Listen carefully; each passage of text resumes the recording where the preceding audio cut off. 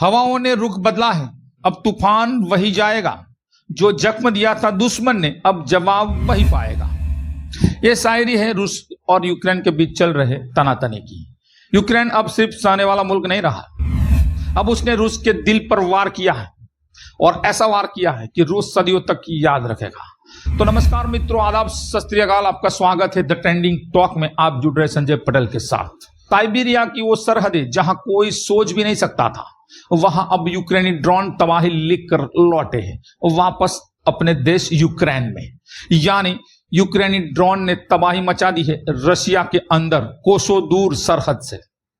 जिस जंग को रूस ने अपनी ताकत की नुमाइश समझा था, अब उसी जंग में यूक्रेन ने रूस के अंदर घुसकर हमला किया है, और ऐसा हमला जो रूस कभी भूल नहीं सकता, और ये रूस के स्वाभिमान पर चोट लगाई है।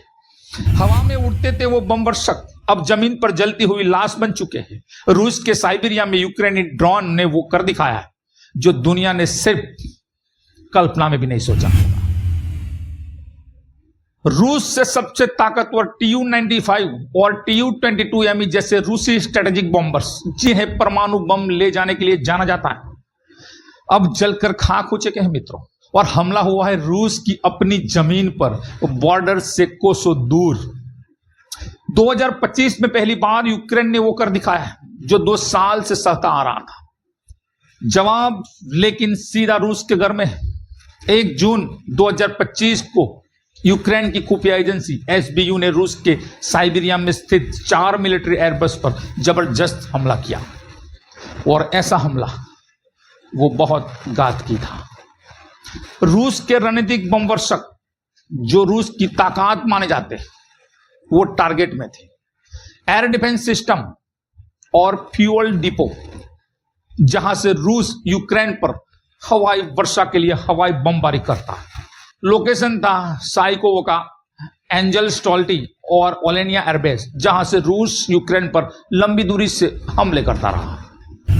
सैटेलाइट तस्वीर और वीडियो फुटेज में पुष्टि हो चुकी है कि कई बमवर्षक नष्ट या भारी नुकसान में है, यानी तबाही बड़ी गहरी लगी है रूस को। यह हमला सिर्फ सैन्य नहीं है, मनोवैज्ञानिक भी है, क्योंकि पुतिन के लिए सीधी चुनौती है। एक छोटा देश, एक छोटी कंट्री जो रशिया को मुंह तोड़ जवाब दे रहा है रशिया की भाषा। तो मित्रों, अब यूक्रेन सिर्फ शिकार नहीं, शिकारी भी बन चुका है।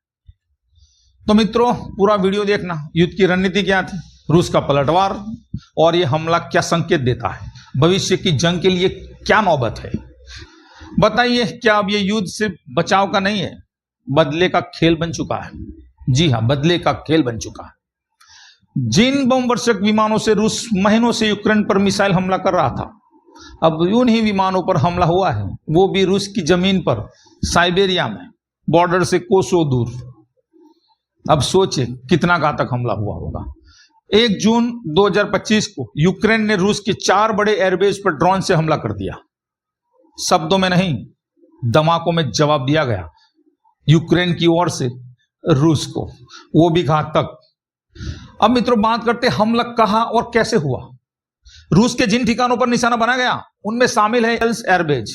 यहां से रूस के Tu-95 बॉम्बर्स उड़ान भरते हैं, जो यूक्रेन पर लंबी दूरी की क्रूज मिसाइल दागते हैं। दूसरा है साइकोवाका एयरबेस। Tu-22M बमवर्षक यहीं से ऑपरेट होते हैं, जो घातक बमवर्षक है Tu-22M। तीसरा है ओलेनिया और सोल्टी एयरबेस। ये साइबेरिया के ठिकाने हैं जहां रूस अपने स्ट्रेटेजिक परमाणु हथियार तैनात करता है और दुश्मन के लिए आंख दिखाता है। सैटेलाइट तस्वीरों में साफ दिख रहा है, आप देख सकते हो मेरी सैटेलाइट तस्वीरों में। कम से कम 5 बमवर्षक पूरी तरह नष्ट हो चुके हैं, और 3 गंभीर रूप से क्षतिग्रस्त है। यानी ये चोट यूक्रेन ने रूस के दिल पर भारी चोट लगाई है। वीडियो फुटेज भी सामने आए हैं, जिनमें जलते हुए बमवर्षक और भागते हुए रूसी सैनिक नजर आते हैं। अब सोचिए यह हमला कितना घातक, कितना घातकी होगा। अब मित्रों, बात करते हैं हमला क्यों हुआ, इसके पीछे कारण क्या है, और सबसे बड़ा सवाल, क्यों किया इतना ताकतवर हमला। तो मित्रों, रूस की वायु शक्ति को कमजोर करना, जिससे वो बार बार यूक्रेन के शहरों पर हमला न कर सके। साइकोलॉजिकल वॉरफेयर, दूसरा साइकोलॉजिकल वॉरफेयर, रूस की जनता को दिखाना कि अब युद्ध सिर्फ यूक्रेन तक सीमित नहीं है, आपके घर के आंगन में भी आ सकता है, रूस में कहीं भी, पूरे रूस में कभी भी कहीं भी आ सकता है। तीसरा डिप्लोमेटिक प्रेशर, अंतरराष्ट्रीय स्तर पर रूस की अजेयता की छवि को तोड़ना, यानी रूस जो घमंड में जी रहा है कि हम अजेय हैं, हम ताकतवर हैं, उसकी छवि को तोड़ना तीसरा रीजन हो सकता है। अब मित्रों बात करते हैं यूक्रेन के प्रेसिडेंट जेलेंस्की ने क्या कहा। जेलेंस्की ने कहा कि हमारी सहनशीलता की भी एक सीमा है, रूस अगर हमें खत्म करना चाहता है तो हम उससे रोकने के लिए उसके आंगन तक, उनके घर तक जाएंगे, यह हमारा अधिकार है, हमारी भी कुछ सीमा होती है। सामने रूस का जवाब आया है और रूस ने आधिकारिक रूप से क्या जवाब दिया। क्रेमलिन ने इस हमले को आतंकवादी कार्रवाई कहा। सोचिए जरा, अपने घर में होता है तो आतंकवादी हमला, आप दूसरे घर को मारते हो तो बोलते हैं कि हमारा हक है। पुतिन ने चेतावनी दी है कि रूस अब और ज्यादा आक्रामक रणनीति अपनाएगा और रूस रिस्पॉन्ड करेगा, सबसे ताकतवर रूस रिस्पॉन्ड करेगा ताकत से, गुस्से में और 2 गुना ताकत के साथ। लेकिन मित्रों सच्चाई यह है कि रूस के अंदर अब डर का माहौल बन चुका है। बेलगोरोद, बायस्क और कुरिल जैसे बॉर्डर शहरों में सायरन बजने लगे, आम नागरिकों को शेल्टर में भेजा जा रहा है, यानी रूस में भी युद्ध का माहौल बन चुका है और यह यूक्रेन की रणनीति है। अब मित्रों बात करते हैं अंतर्राष्ट्रीय मोर्चे पर क्या असर पड़ेगा इस यूक्रेन के हमले से। नाटो का रिएक्शन क्या है। अमेरिका ने कहा है कि यूक्रेन को अपनी रक्षा के लिए हर कदम उठाने का अधिकार है और यूक्रेन का अधिकार बनता है अपनी रक्षा के लिए वो कुछ भी कर सकता है, ऐसा अमेरिका ने कहा है। और अमेरिका का तो पता है, वो आग में घी डालने की बात करता है और दोनों के बीच टेंशन बने रहे, इसमें उसको मजा आ रहा है। चीन और भारत की चिंता की बात करें तो चीन ने तनाव कम करने की सलाह दी, जबकि भारत ने दोनों पक्षों में संयम बरतने की अपील की है। हालांकि न्यूट्रल स्टैंड है दोनों देशों का। अब यूरोप की क्या भूमिका है, इसमें मान्य रखता है यूरोप की भूमिका क्या है। जर्मनी और पोलैंड जैसे देश अब और हथियार भेजने की तैयारी में है।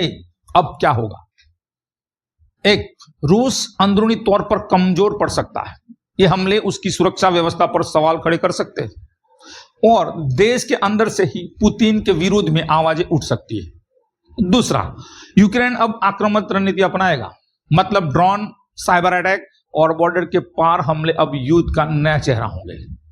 अब मित्रों बात करते हैं हमले के बाद दोनों देश की सीज फायर की क्या कंडीशन है। संभवित बातचीत भी मुश्किल होगी क्योंकि अब रूस को खुद की जमीन पर जवाब देना पड़ रहा है। यूक्रेन अब वही कर रहा है जो रूस ने शुरू किया था, लेकिन अपने नियमों पर, अपने हक के लिए, अपनी सुरक्षा के लिए। यह युद्ध अब सिर्फ टैंकों और मिसाइलों की नहीं है, मनोबल और मनोविज्ञान की लड़ाई बन चुका है। और शायद यही वो मोड़ है जहां रूस को पहली बार लगने लगा है कि उसकी जमीन भी अब जंग का मैदान बन सकती है, यानी जंग की दस्तक पूरे रूस में कभी भी कहीं भी आ सकती है। अगर मित्रों आपको लगता है कि हमला टर्निंग पॉइंट है तो वीडियो को लाइक करें, शेयर करें, कमेंट करें। अब क्या अब युद्ध की दिशा बदल चुकी है या ये सिर्फ शुरुआत है एक और बड़े संघर्ष की। अगर आप मेरे चैनल पर पहली बार आए हो तो चैनल को सब्सक्राइब कीजिए मित्रों और बेल आइकन प्रेस कीजिए ताकि मेरा वीडियो आपको सबसे पहले मिले। मिलते हैं अगले वीडियो में, तब तक के लिए जय हिंद।